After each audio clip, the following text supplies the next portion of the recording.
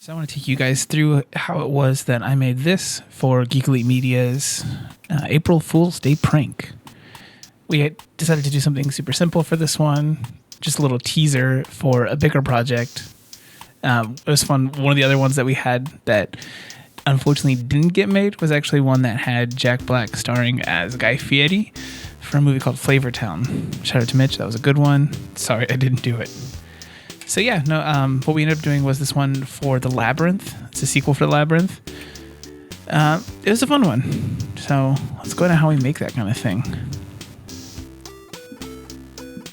So this is the one that we started with, or that I ended up with rather. In this, the biggest issue that you first start off with is the fact that this font right here is unfortunately, it's a relic of the analog era for this one. I couldn't find one online that was actually this font with this alternate for the N. And then obviously the L into the A and everything is a different one than what they do normally. So I ended up tracing it from the original. So here is your original version of it. I went through with the pen tool, made this thing up. It's a laborious process of tracing the whole thing. And then I went through and changed a few things here and there, like in some of these N's, like the butts of these letters. I just changed the shape of them just a little bit, like they end up doing for a lot of remakes in different movies like that, new sequels and stuff that they do 30 years later.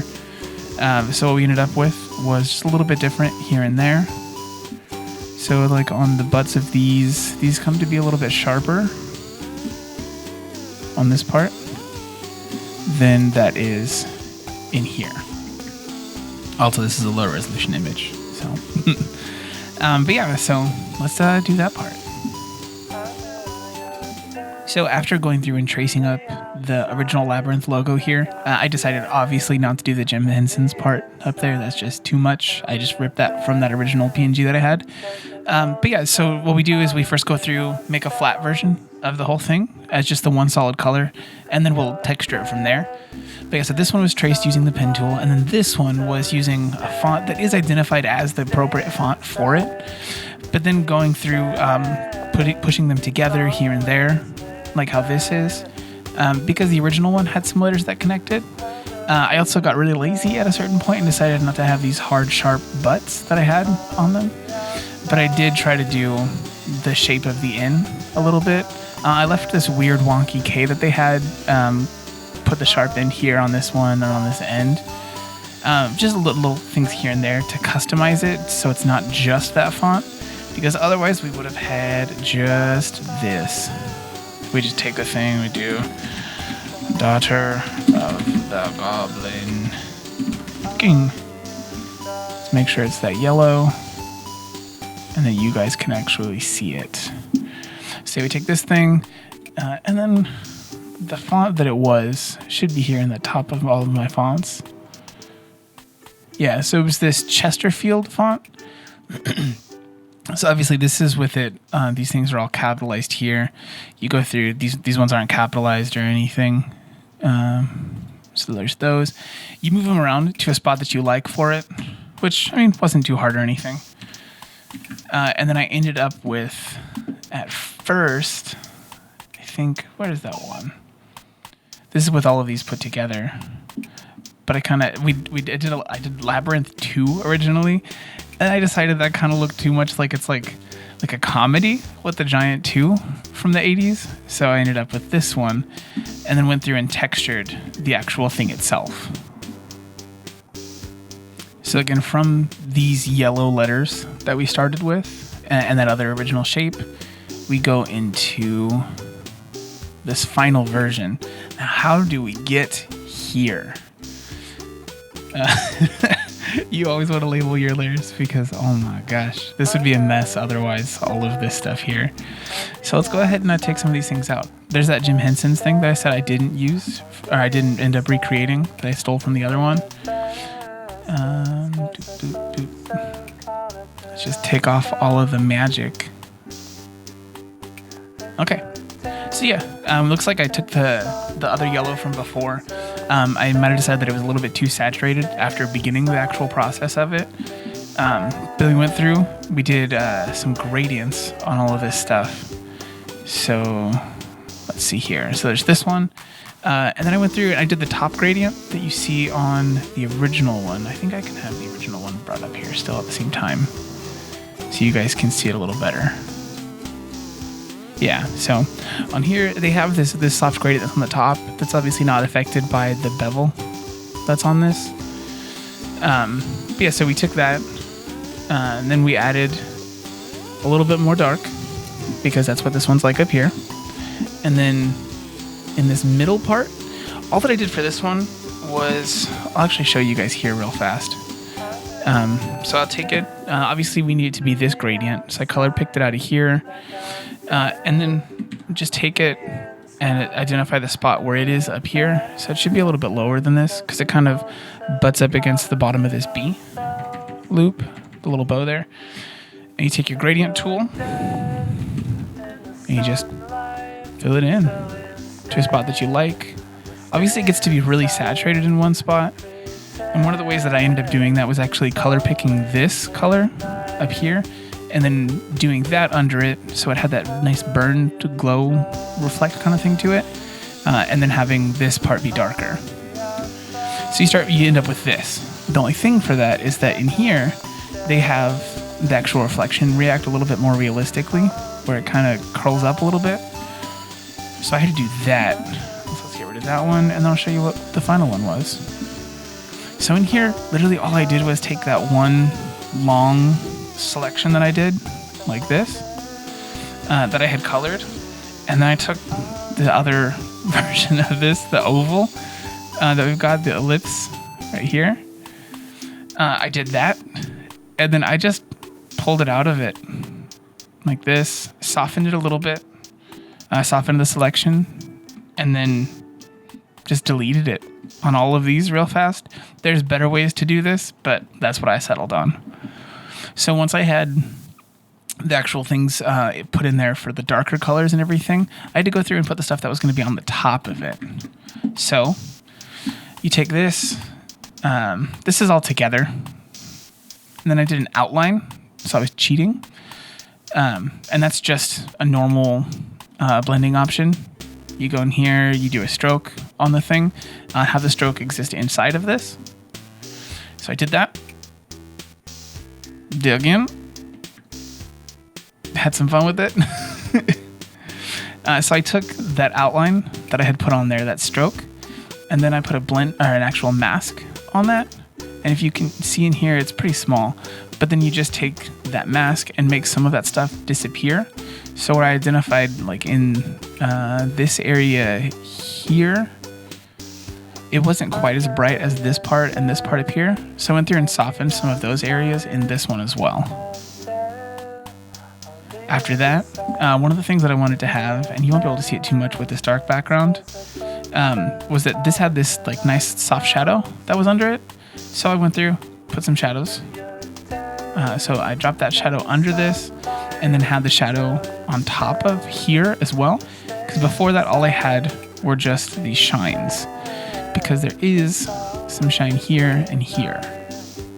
So, some more shadow. And I can go ahead and make this darker still. Some more shadow using the emboss effect, like the blend mode or blending effect in Photoshop to actually kind of cheat it and not have to do it quite so nice. After that, there's that shine that I put on the top there. And I did another shine, but I had this one get kind of like blown out. I used the Gaussian blur on it, so that it was actually just kind of like shiny, like interacting with the camera a little bit, kind of like how you expect halation to happen in a camera with light. And then it kind of brought a lot of the other things together as well. From there, add a little bit more. Now this one I actually didn't like too much. This is that same shine layer that I just showed you that I then took and then put a motion blur on it. So it was actually supposed to be 180 degrees. So it would blend, it would get kind of blurred out to the sides. But it worked overall. I do think it kind of makes it look like it's coming off of it, like it's embossed into paper or something. But it worked for the final thing for me. and the Jim Henson's thing that we had here. So that's essentially how that actual logo came together.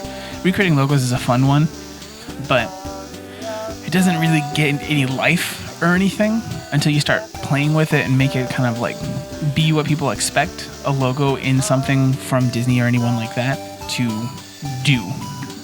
And like normal teasers or the leaked teasers. So we'll get into that next.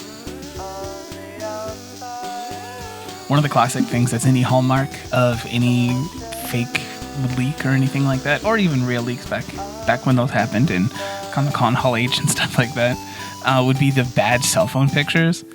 I tried initially just taking a picture of it as you see it on my monitor, but the only problem was that my phone still kept coming out too clean, not blurred, and no motion blur, no matter what I tried to do. So I ended up actually just taking some like oil from my skid, like putting it on the lens so it was a little bit more blurry, trying to move away from the thing a little bit from the actual monitor. And this is what we got that got posted. So that was a fun one. So yeah, next step that I had to do for this one would actually be making it move a little bit in a way that people would expect to just see just a teaser logo for something. I took the logo that I made in Photoshop over here, exported as a PNG with all this stuff intact. Usually I'll separate the shines and the shadows and stuff and make those kind of interact a little bit more. But for what this one was, it was fine.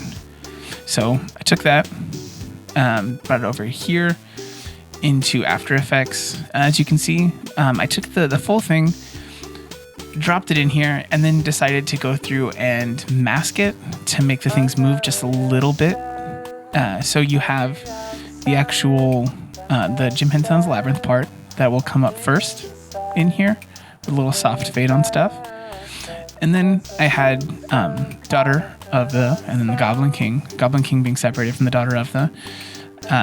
And so each of those things would kind of scale up and scale down into everything, just to give them just a tiniest bit of movement, just a little bit of immersion. The Daughter of the Goblin King. And that's, again, just masking the actual things themselves. If I click on any of them, you can see where I masked them and moved them away. The only other thing that I really did to this one, in a big way to kind of add a little bit of like an immersion thing to it, because it was so clean in that other one, and then in here, the thing that I hate when you use the actual bevel and emboss tool of stuff is it gives everything this kind of like metal texture. For this one, it worked. Kind of has these little bits in here that I really don't like, but it's what happens when you do it fast. So in here, I wanted to kind of get rid of some of that stuff, make it feel a little bit more organic than what it was. So I actually put this little bit of like a different type of RGB split on it that you don't see in a big way when you see the full thing, but it just kind of softens stuff out a little bit. So to do that one, I actually went in here. So we'll go into this one. So you separate these things into 3 different pieces. This is for the Daughter of the, okay. So you'll go through and you'll separate them. So the bottom one here, I used an effect called Shift Channels, and you make it so that the red is the only thing for one of these. The green is the only thing for another one, the only color for another one, and then the blue is the only thing for the last one. That part's cool, but it doesn't do everything. You go in here and you take these things here and you go into the modes. You make the top 2 only add to the bottom, the things that are below them. So you have everything that's from that red one and the green one together. And so it's not quite right. Then the bottom one is actually just a normal layer that'll exist by itself as that blue. So all of these add together. Like when you see an old comic book and you see that the printing is off, the color below the lines or something like that, it's the exact same thing. It just adds a little bit of immersion to it.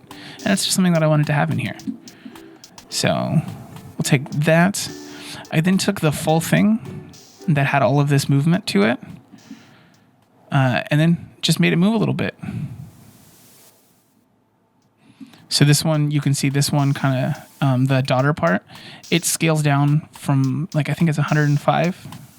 Or actually, it's closer to the camera. Yeah, so it's closer to the camera in here and moves down. This one, the Goblin King, I made it just a little bit closer to the camera. and then make it kind of like take longer to nest into the actual spot where it belongs in the end. From there, actually, I forgot about this part. So in here, one of the last things that I wanted to do was to add a shine to it all. So I like something that goes across it, like the shine on a sword in an old anime or something. And all that is literally just a line, this white line right here. And I made that move across it. I did it twice with a slightly different shape and made the brighter one kind of lead the way for this one. So as that goes across, you see it there.